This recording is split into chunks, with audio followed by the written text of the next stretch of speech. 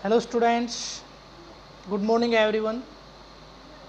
तो सबसे पहले तो मैं आप सभी को एक खुशखबरी बता देता हूँ। अप्रोक्सीमेटली वैसे तो सभी स्टूडेंट्स को पता चल चुका होगा, लेकिन फिर भी मैं बता रहा हूँ आपको कि कल हमारा CBSE 12th क्लास का रिज़ल्ट आउट हुआ है। तो उसमें जो परफॉर्मेंस अपनी रही है वो बहुत ही ज़बरदस्त रही है। ये मान के चलिए कि अपने आस-पास का जो एरिया है उसमें किसी भी स्कूल का रिज़ल्ट हमारे स्कूल के रिज़ल्ट के आस-पास भी नहीं है। आप ये मत सोचिए कि मैं बड़ाई कर रहा हूँ, आज का न्यूज़पेपर आया हुआ है, आप खुद चेक करके देख सकते हो कि वास्तव में ही किसी का रिज़ल्ट अपने आसपास भी नहीं है। अपना जो टॉपर है स्कूल का वो 97.2% है। अब कई बार क्या हो जाता है कि एक बच्चे के इतनी परसेंटेज आ जाए तो सभी क्या कहने लग जाते हैं कि हो सकता है एक बच्चा बहुत ज़्यादा इंटेलिजेंट हो, तो इसमें हम टीचर वर्क नहीं मानते कि वो तो हो सकता है कि गवर्नमेंट स्कूल में या घर रह के भी इतने परसेंटेज ले सकता था। लेकिन उसके जो नेक्स्ट सेकंड टॉपर की बात करें तो वो 97% है। उससे नेक्स्ट की अगर बात करें तो 96.4 है। यानी अगर मैं बात करूँ 95 और अबो 95 एंड अबो स्टूडेंट्स की, तो 7 स्टूडेंट्स ऐसे हैं जिनके 95 और 95% से अबो मार्क्स हैं, और 14 स्टूडेंट्स ऐसे हैं जिनके 90% से अबव मार्क्स हैं, और 37 स्टूडेंट्स ऐसे हैं जिनके 80% एंड अबव मार्क्स हैं। तो आप सोच सकते हो कि रिज़ल्ट ऐसा है, ये तो आपको भी पता है और आज आप न्यूज़पेपर में भी देख रहे होंगे कि रिज़ल्ट बहुत ही अच्छा आता है। और अपने पास जो टीम है, पूरी ही टीम अपने स्कूल में बहुत ही ज़बरदस्त है। देखिए, मैं बिल्कुल भी आपको ये बता देता हूँ, आप सभी को पता है कि मैं जो बात बोलता हूँ वो बिल्कुल सीधी और सच बोलता हूँ। मेरे को इस चीज़ से कोई वो नहीं है कि ये गलत है या सही है। तो मैं बता रहा हूँ कि बाकी टीचर्स का मेरे को नहीं पता, मेरे को इतनी नॉलेज है नहीं, क्योंकि आप सभी को पता है कि हमारे ऊपर काम का बर्डन थोड़ा ज़्यादा रहता है, तो पता नहीं चलता। इवन मैं तो ये भी नहीं जानता अपने स्कूल में कितने टीचर हैं, प्राइमरी में कितने हैं, और इवन अगर कोई टीचर बाहर मिल जाए तो मैं पहचानता भी नहीं किसी को कि अपने स्कूल का टीचर है। लेकिन 9 to 12 हर टीचर को मैं बहुत अच्छे से जानता हूँ, और ये मान के चल लीजिए कि 9 to 12 जो अब फ़िलहाल टीम हमारे पास है, अपने पास है, वो बहुत ही ज़बरदस्त टीम है। आप देख सकते हो कि जो टॉपर्स हैं, PCM के टॉपर देख लो, चाहे आप इंग्लिश का टॉपर देख लो, इंग्लिश का जो टॉपर है बाकी स्कूल में किसी में भी 91 और 92 से ऊपर नहीं गया है। अपना इंग्लिश का टॉपर भी 94 मार्क्स पे है, और PCM में सभी के 95 तक पहुंच जाते हैं, लेकिन वो किसी का एक बच्चा पहुंचता है, किसी के 2 इससे ज़्यादा किसी के नहीं जाते हैं। लेकिन अपने पास ये मान के चलिए कि लाइन लगी हुई है, 9 बच्चों के फिजिक्स में 95 हैं, 7 बच्चों के मैथ में 95 हैं, और 13 स्टूडेंट्स के केमिस्ट्री में 95 हैं। और जो केमिस्ट्री का टॉपर है वो अब की बार PCM में हाईएस्ट मार्क्स उसने लिए 98 मार्क्स केमिस्ट्री टॉपर के हैं। बाकी सभी टॉपर्स के 95 हैं। बाकी फिजिकल और म्यूजिक में आपको पता ही है कि 100 भी हैं, 99 भी हैं, यानी मोस्टली स्टूडेंट्स के 90 एंड अबव हैं फिजिकल और म्यूजिक में। ठीक है, तो यानी ये मान के चलिए कि रिज़ल्ट बिल्कुल ये नहीं कह सकते हम 1% भी कि ये कमी इस रिज़ल्ट में है। और इवन देखिए, पिछले साल जो रिज़ल्ट आया था बहुत अच्छी मेहनत बच्चों ने की थी, और जो रिज़ल्ट है वो थोड़ा सा डाउन रह गया था। मतलब बाकी स्कूल के कंपैरिजन और स्कूलों के कंपैरिजन में हमारा रिज़ल्ट डाउन नहीं था, लेकिन जो हमें उम्मीद थी उससे हमारा रिज़ल्ट डाउन रह गया था कि हमारा जो टॉपर है वो 95.5 पे रह गया था, और थोड़ी सी उम्मीदें हमारी कम हो गई थी। लेकिन उसके बाद पूरी टीम ने बार बार आपस में मिलके और मेहनत की, और मेहनत का जो नतीजा आपके सामने है कि जो टॉपर है उसके आप मान के चलिए कि एक परसेंटेज बढ़ाना बहुत मुश्किल हो जाता है ना। 95 और इससे ऊपर जाने के बाद एक परसेंटेज को बढ़ाना बहुत ज़्यादा मुश्किल हो जाता है, और वो परसेंटेज के अंदर जो इंक्रीमेंट हमारा हुआ है वो काफ़ी हुआ है 97.2। अपने आसपास के जितने भी स्कूल हैं, मैं फिर बता रहा हूँ, उनका टॉपर 95.5 से ज़्यादा किसी का भी नहीं है। और टॉपर्स के बीच में 2% का गैप बहुत ज़्यादा होता है, यानी उनका जहाँ पे टॉपर है वहाँ तक तो हमारे 7 बच्चे आ चुके हैं। ठीक है, तो आप देख सकते हो, तो हम हमेशा यही कोशिश रहती है कि जो नेक्स्ट रिजल्ट आए वो पीछे वाले रिजल्ट से अच्छा आए, जो रिजल्ट आता है उससे अच्छा आए। और आप सभी को पता है, मैं तो बार बार यही कहता हूँ, फिलहाल जो 12th है ये ऐसा रिजल्ट दे सकती है कि स्कूल की दीवारों पे परमानेंट लिखा हुआ रह सकता है, काफ़ी सालों तक लिखा हुआ रह सकता है, क्योंकि दोनों ही चीज़ बहुत अच्छी हैं।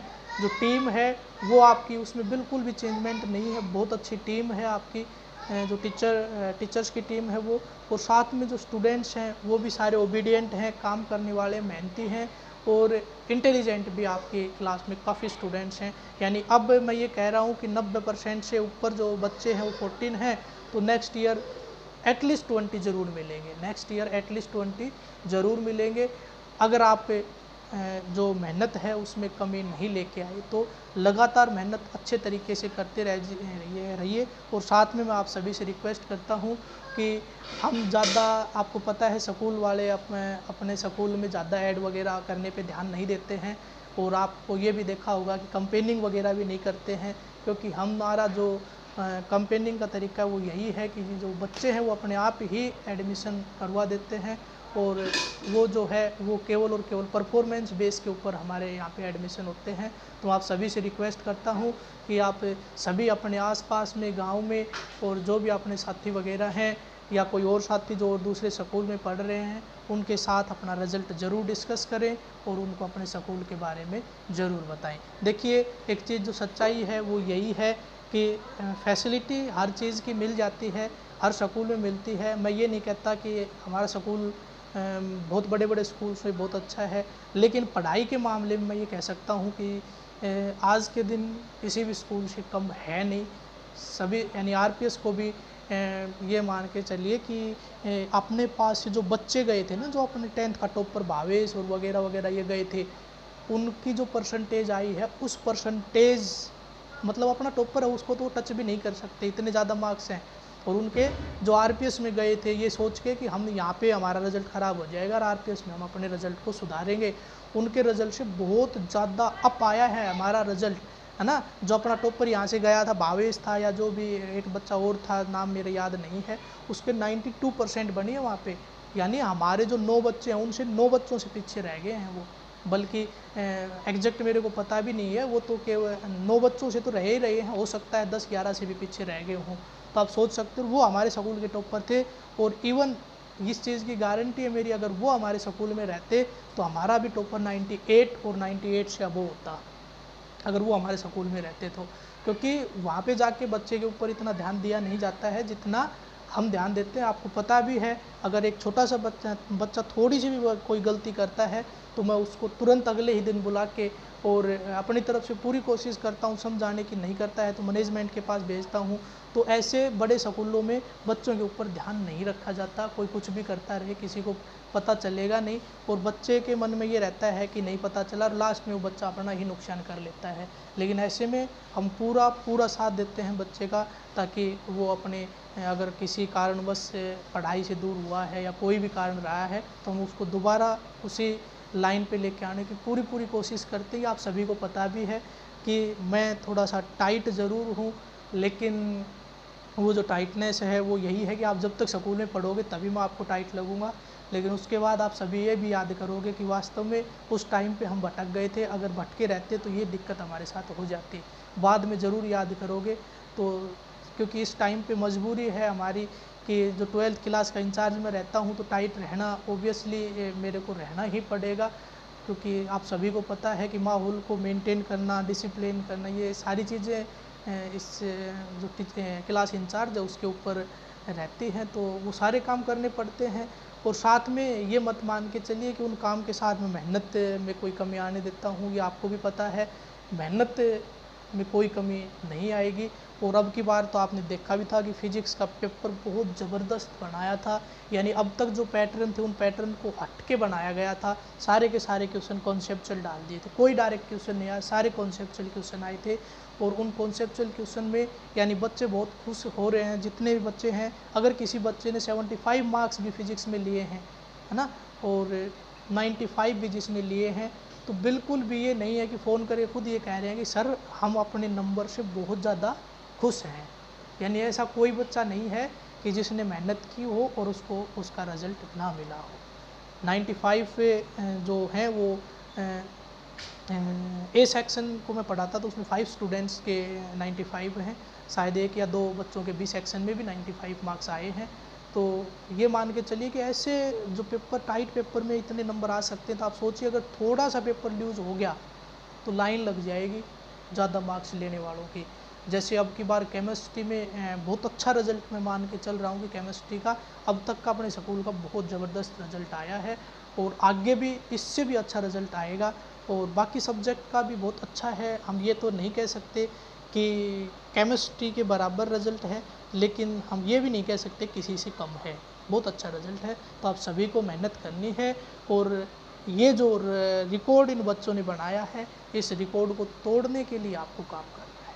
आपको पता है कि रिकॉर्ड हमेशा टूटने के लिए बनते हैं, तो इस रिकॉर्ड को मैं चाहता हूँ कि एक ही साल में जो नए बच्चे आ रहे हैं वही तोड़ दें। ऐसा नहीं है 2-4 साल हमें वेट करना पड़े और फिर रिजल्ट को जो रिकॉर्ड है वो टूटे। मैं चाह रहा हूँ कि नेक्स्ट ईयर यानी आपका जो बैच है बहुत अच्छा है, जैसे ही रिजल्ट आए आपका जो रिकॉर्ड है वो बने और वो रिकॉर्ड आपका मेंटेन रहे। मैं चाहता हूँ कि ऐसा हो। तो इसके लिए आपको और हमें दोनों को ही बहुत ज़्यादा मेहनत करनी है। तो अब हम थोड़ा सा न्यूमेरिकल्स को डिस्कस कर लेते हैं। काफ़ी बच्चों ने मेरे पास मैसेज किया कि सर न्यूमेरिकल प्रॉब्लम से इससे पार्ट की नहीं हो पा रही है, तो इसलिए मैं आज न्यूमेरिकल करवा रहा हूँ। अदरवाइज़ मैं चाह तो ये रहा था कि पहले 2 टॉपिक और हो फिर मैं न्यूमेरिकल्स को करवाऊँ, क्योंकि कुछ न्यूमेरिकल इन जो आपके बुक में दे रखे हैं इनमें कुछ पार्ट जो आगे जो टॉपिक होने हैं वो यूज़ हो जाते हैं। ठीक है, जो आपका इंड्यूस्ड ईएमएफ होता है उसको प्रोड्यूस्ड करने के 3 तरीके होते हैं। अब तक हमने एक ही तरीका पढ़ा है, इसके अलावा 2 तरीके और हैं। वो दोनों अगर और आप सीख लेते तो उसके बाद न्यूमेरिकल और अच्छे से होते। लेकिन थोड़ा सा बच्चे डिमोरलाइज हो जाते हैं कि हम क्वेश्चन भेज रहे हैं सर उसका आंसर नहीं दे रहे, उसको सोल्व नहीं कर रहे, इसलिए मैं न्यूमेरिकल्स करवा रहा हूँ। तो कोशिश करूँगा कि आपको अच्छे से समझ में आए। ईजी बहुत है, बहुत ज़्यादा ईजी है। तो पहले क्वेश्चन है नॉर्मल सा क्वेश्चन मैंने लिखा है, जिसमें आपको एंगल का कॉन्सेप्ट क्लियर हो जाएगा कि एंगल किस तरह से आपका है और कहाँ पे वो एंगल है। तो देखिए क्वेश्चन को हम पढ़ते हैं।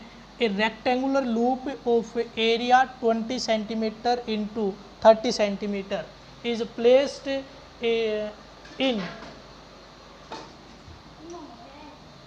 A magnetic field of 0.3 Tesla. It means यहाँ पे मेरे पास जो गिवन है वो मेरे को मिल गया है। सॉल्यूशन आप लिखोगे यहाँ पे और सॉल्यूशन में लिखोगे गिवन में क्या क्या आपको मिलता जाता है वो लिखते जाइए।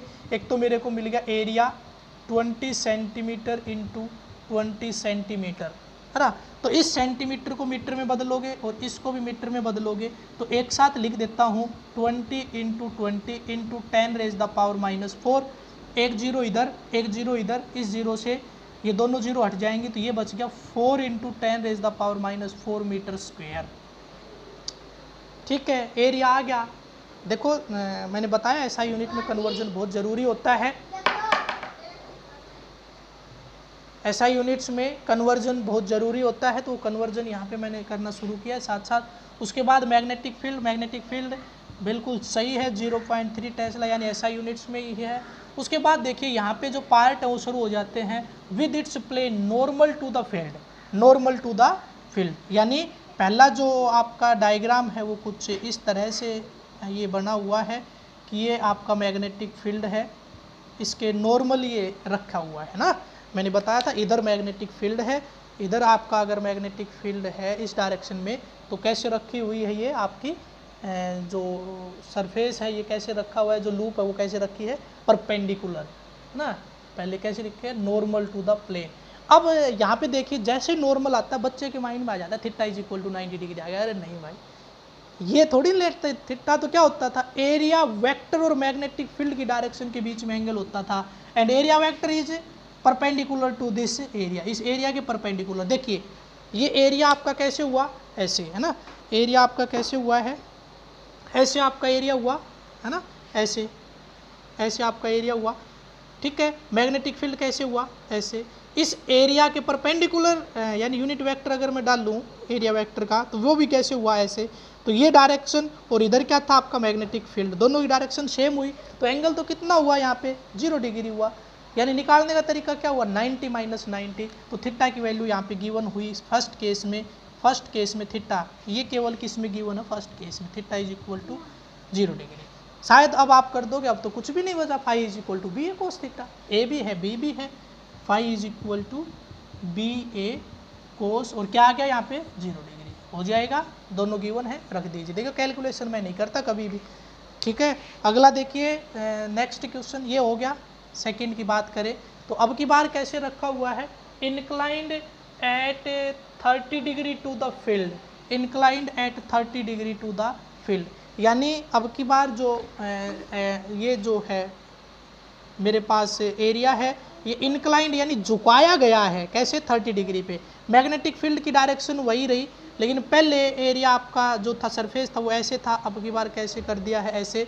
तो अब आप देख रहे हो जो मार्कर और इस बुक के बीच में, जो बुक ऊपर से नीचे झुकी हुई है, इसके बीच में जो एंगल है ये गिवन है 30 डिग्री। कितना गिवन है, 30 डिग्री। एरिया वेक्टर ड्रॉ करोगे तो कहाँ आएगा, यहाँ पे एरिया वेक्टर कहाँ आएगा, यहाँ पे। अब मार्कर और नोटबुक के बीच में कितना एंगल है, 90। अब कितना था, 30।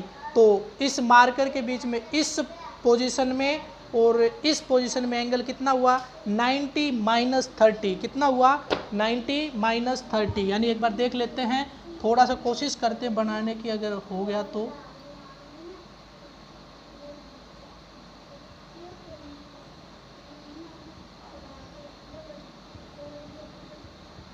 ये देखिए ये है एंगल इंक्लाइंड है 30 डिग्री से, ये जो आपका है भाई थोड़ा सा कम झुका है, लेकिन आपको थोड़ा ज़्यादा कर देना है, ये आपका 30 डिग्री है।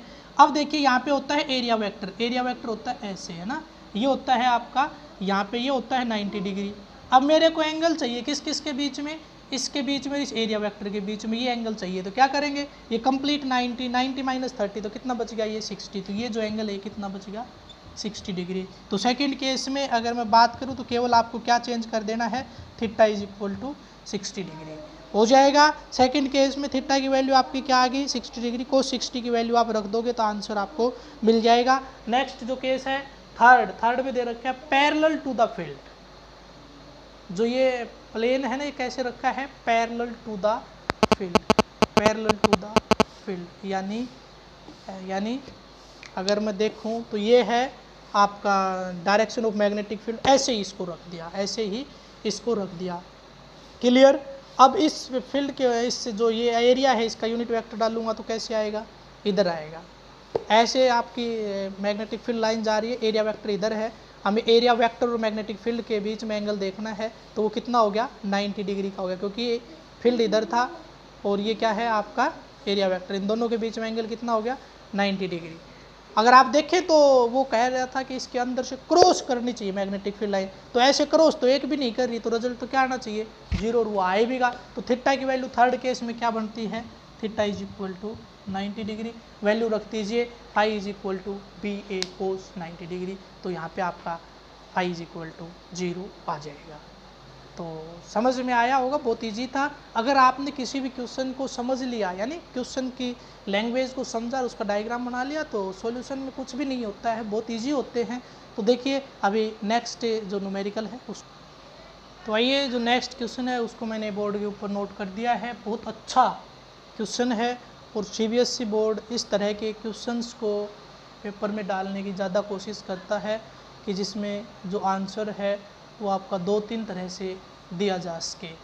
तो देखिए यहाँ पे थ्योरी भी है, मैथमेटिकल भी है और ग्राफिकल रिप्रेजेंटेशन भी आपकी है। तो ये तीनों चीज़ें आपकी यहाँ पे इस न्यूमेरिकल में यूज होने वाली हैं। तो बहुत ही इम्पोर्टेंट आपका ये न्यूमेरिकल है as a exam point of view और ऑल्सो फॉर अंडरस्टैंडिंग, समझने के लिए भी और एग्ज़ाम पॉइंट ऑफ व्यू से भी दोनों से ही बहुत अच्छा है। तो सबसे पहले हम सॉल्यूशन करने के लिए क्या करते हैं, गिवन लिखना शुरू करते हैं। तो देखिए क्वेश्चन को पढ़िए। The magnetic field through a circular loop of wire 12 centimetre, यानी रेडियस गिवन है, रेडियस गिवन है 12 सेंटीमीटर। और अगर इसकी बात करूं तो मैं क्या हो जाएगा, 12 इंटू 10⁻⁻2 मीटर। ऐसा ही होता है ना, सेंटीमीटर को मैंने किस में बदल लिया है, मीटर में बदल लिया है। चलिए उसके बाद आगे की मैं बात करूं, is radius and 8.5 ohm resistance, resistance R is equal to 8.5 ohm, changes with time as shown in figure. क्या चेंज हो रहा है, magnetic field is the function of time, ये गिवन है इसके अंदर। The magnetic field is perpendicular to the loop, जो loop है वो सर्कुलर है, अब की बार कैसी है, सर्कुलर लूप है, और ये आपकी कैसे है, perpendicular to the magnetic field, B के ये कैसे है, परपेंडिकुलर। तो इसका एरिया वेक्टर डालोगे तो एरिया वेक्टर की डायरेक्शन यही रहेगी, इट मीन्स थीटा की वैल्यू आपके पास है 0 डिग्री। ये याद रखना है आपको, कई बार ये एरिया वेक्टर के साथ डायरेक्ट, एरिया वेक्टर के साथ डायरेक्ट एंगल बता देता है, कई बार उसके प्लेन के साथ बताता है।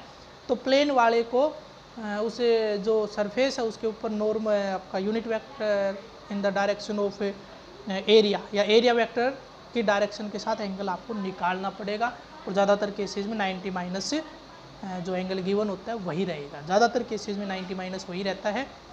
तो पहले उसको समझना, उसके बाद आपको लिखना है। तो थीटा की वैल्यू कितनी होगी, 0 डिग्री होगी, ठीक है। उसके बाद है calculate the induced current in the loop and plot it a function of time.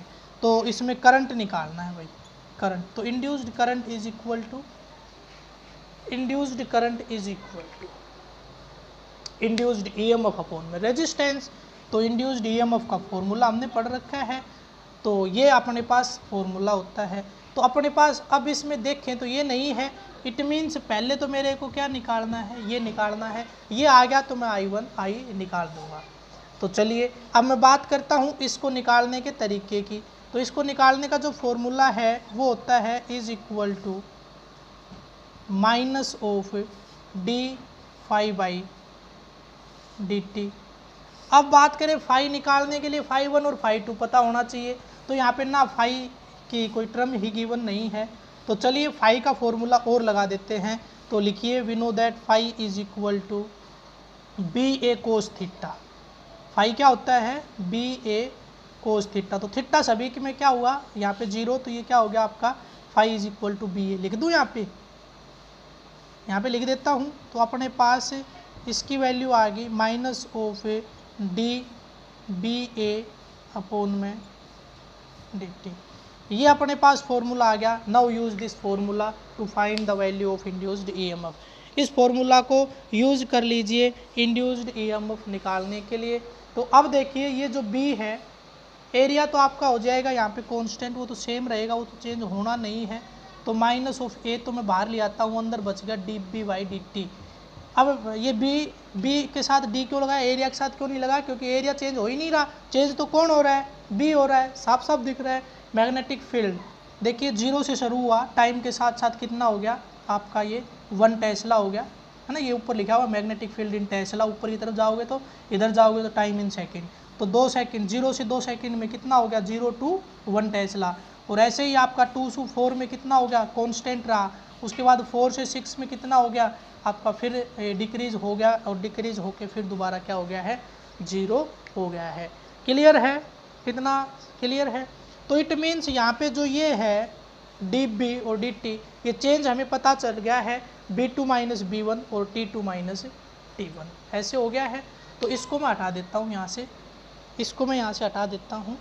आपको नहीं हटाना, आपके काम की चीज़ है, आप मत हटा देना, नहीं तो गड़बड़ हो जाएगी। चलिए तो अब मेरे पास आ गया E is equal to area. अब मेरे पास गिवन क्या था, रेडियस, रेडियस से एरिया तो आप निकाल ही सकते हो, क्या होता है πr²। तो पाई इंटू में r², यानी पाई इंटू में 12 इंटू 10⁻⁻2 और इसका स्क्वेयर। अच्छा जी, उसके बाद आप क्या करोगे, D B that is B2 minus B1, B2 minus B1 upon में T2 minus T1। First case के लिए T1 ये, T2 ये और B2 ये और B1 ये, है ना। तो ये वैल्यू रख दीजिए, तो आपके पास आ जाएगा 3.14 रख के इसको सोल्व करना है आपको, इंटू 12 इंटू 10⁻⁻2 का स्क्वायर, और अंदर क्या करोगे B2 माइनस B1 यानी B2 1 माइनस 0 अपॉन में 2 माइनस 0। सोल्व करोगे तो यहाँ से EMF की कोई ना कोई वैल्यू आ जाएगी। नाउ फाइंड द करंट का, फिर क्या निकालोगे, I is equal to D E by dt हो जाएगा। तो यहाँ से आपका एक करंट आ जाएगा, सॉरी अब करंट निकालना है, रेजिस्टेंस होता है यहाँ पे, सॉरी यहाँ पे रेजिस्टेंस होगा डी बाई आर या ई बाई आर, ऐसे कर दो चाहे आप ऐसे कर लो, ये सही है, यही लिखा होगा, नहीं लिखा था कहीं ना कहीं, चलो हटा दिया, ये होता है फॉर्मूला। तो इससे आप क्या निकालोगे, करंट निकाल दोगे। तो जितना भी आपका आएगा, एम्पियर में आए, मिली एम्पियर में आए, किसी में भी आए, आप उसको नोट यहाँ पे कर लोगे, तो उसको नाम दे दोगे I1। क्लियर है। अब T लाई करेगा किस किस के बीच में, 2 और 4 के बीच में, वो केस बनाओगे, फिर लाई करेगा इसके बीच में, यानी तीनों केसेस के लिए कर दोगे। सेकंड केस के लिए क्या करोगे, ये सब कुछ सेम, यहाँ पे मैं चेंज कर रहा हूँ, ये आएगा 4 माइनस 2, नहीं B2 कितना है, ये तो गड़बड़ होगी, B2 तो चेंज हुआ ही नहीं, है ना, ये तो सेम रहा, ये तो 1 माइनस 1 हो गया, और अपॉन में 4 माइनस 2 हो गया, है ना। और थर्ड केस के लिए क्या हो गया, ये आपका ऊपर देखें तो 1 माइनस 0 हो गया, 1 माइनस 0 हो गया, और इधर देखें तो 6 माइनस 4 हो गया।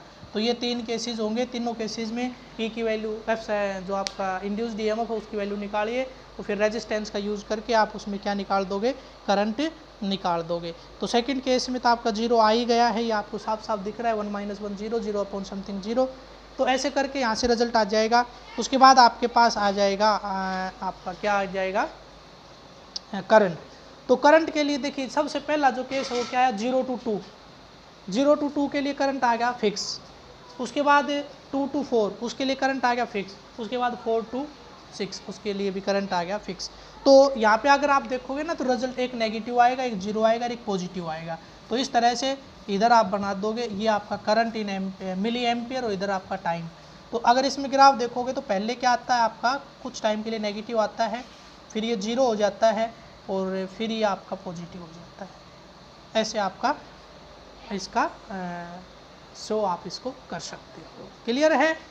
रिजल्ट आए, फिर उसके बाद टाइम और आई का ग्राफ बनाइए। टाइम के आपको 3 कैटेगरी बनाई है, 0 to 2, 2 to 4, 4 to 6। तो वही बना लीजिए। ये हो गया आपका 0 to 2, 2 से 4 कितना रहा 0, और 4 से 6 ये आपका जो भी है वो यहाँ पे आप लिख दोगे। तो करंट इन मिली एम्पियर आप इस ग्राफ में लिखोगे, और जो टाइम है वो आप किस में लिखोगे, सेकेंड में लिखोगे, या एम्पियर में बदलना चाहो तो एम्पियर में बदल सकते हो, मिली एम्पियर में दिखाना चाहो तो मिली एम्पियर में भी दिखा सकते हो, वो आपकी मर्जी है। क्लियर है। तो आप देख रहे हो कि न्यूमेरिकल प्रॉब्लम्स बहुत इजी है। अब मैं सभी से रिक्वेस्ट करता हूँ, कल तो मैंने कहा था 5 और 6 न्यूमेरिकल करने हैं, आज आपको सारे न्यूमेरिकल करने हैं, जितने भी सोल्ड अनसोल्ड जितने भी सारे आपको बहुत अच्छे तरीके से समझ के डायग्राम बना के करने हैं। कोई भी न्यूमेरिकल अगर नहीं आता है तो आप मेरे से डिस्कस कर सकते हो, लेकिन डिस्कस करने का टाइम बिफोर 5 PM रहेगा। 5 PM के बाद अगर आप कोई क्वेश्चन डालोगे तो उसका जो सॉल्यूशन है वो ना तो मैं आपको लिख के सेंड कर सकता हूँ, ना मैं आपको वीडियो में डाल सकता हूँ। फिर तो नेक्स्ट डे हम देखेंगे, और नेक्स्ट डे भी तब आप दोबारा पूछोगे। मैं पहले ही बता रहा हूँ, क्योंकि आज इतने ज़्यादा मैसेज मेरे पास आ जाते हैं, और वो 5 बजे से पहले आ गया तो मैं आज की डेट में आपको रिप्लाई कर दूंगा उसका, और अगर 5 बजे के बाद आया तो कल की डेट में भी रिप्लाई हो जाए और ना भी हो, आप अगर याद दिलाओगे तो ही रिप्लाई होगा, नहीं तो नहीं हो पाएगा, क्योंकि इतने ज़्यादा मैसेज नेक्स्ट डे फिर आने शुरू हो जाते हैं, उनके आंसर देने में लगे रहते हैं। ठीक है, क्योंकि ऐसा नहीं है केवल आपकी क्लास है, इसके अलावा 10th के भी आते हैं, 11th के भी आते हैं, ऐसे कई क्लासेस आपकी हो जाती हैं। तो वीडियो का साइज़ थोड़ा सा बड़ा होता जा रहा है, इसलिए मैं इसमें 2 ही न्यूमेरिकल करवा रहा हूँ। आप देख रहे हो कि न्यूमेरिकल बहुत ईजी हैं। और एक चीज़ और बता देता हूँ, आपके पास जो बुक है वो ऐसे ही नहीं लगवा रखी, वो इसीलिए लगवा रखी है कि जितने भी सोल्ड न्यूमेरिकल हैं अगर आपने वो कर लिए तो कोई भी अनसोल्ड न्यूमेरिकल ऐसा नहीं है जो सोल्ड में ना मिले, जो सोल्ड में ना मिले, ये कन्फर्म है। क्लियर है। एक क्वेश्चन मैंने अनसोल्ड में देखा था, उसमें क्या हुआ कि वो कोयल के बारे में सब कुछ बता दिया, लेकिन एक जगह पे उसको वो रेडियस लिखना भूल गया, उसका क्या लिखना भूल गया है, रेडियस लिखना भूल गया है। तो वो उस न्यूमेरिकल में थोड़ी सी मिस्टेक है, वो पता नहीं चल रहा है कि ये मीटर में क्या गिवन है या सेंटीमीटर में क्या गिवन है। तो सर्कुलर कोयल है तो डेफिनेटली आप उसको क्या लोगे, रेडियस लोगे, डायामीटर वगैरह लेके नहीं करना है। वो लिखना भूल गया या फिर हो सकता है जानबूझ के नहीं लिखा हो, क्योंकि ये सर्कुलर कोयल की अगर कोई चीज़ बिना बताए गिवन है तो रेडियस होता है, अदरवाइज़ वो सरकमफ्रेंस बताए या डायमीटर वो कुछ भी होगा तो वो बताएगा पहले, उसके बाद लिखता है। ठीक है, तो आज के वीडियो में इतना ही। थैंक्स।